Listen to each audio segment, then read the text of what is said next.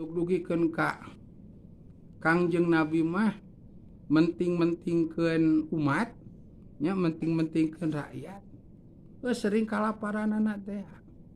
Tuk dugikeun ka dina hiji waktos bade perang teh teu gaduh biaya jeung anjeunna ge teu gaduh perbekalan gitu. Ngagadekeun acuk kereta marhunatun inda Yahudi yin. Kasa ka Yahudi sabaraha 3 salasina soan 30 sok min sairin tira gandrung digadekeunana teh kana gandrung 30 sok. Teu katerangan teh nguningakeun jual beli mah deuk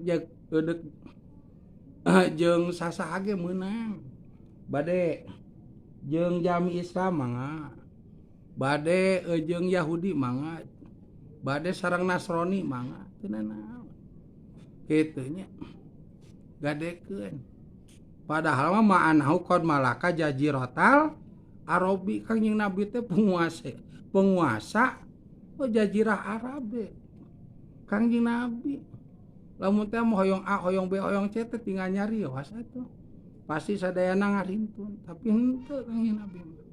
Walaupun punya kekuasaan, tuluy Kangjeng Nabi anu megang sagala rupa tidak memanfaatkan kekuasaan tersebut. Kangjeng Nabi mamatak ulah nyontokeun ka Kangjeng Nabi. Bagaikan Rasulullah, pret gitu. Ke Rasulullah. Ini bagaikan Sayyidina Utsman bin Affan, prot gitu.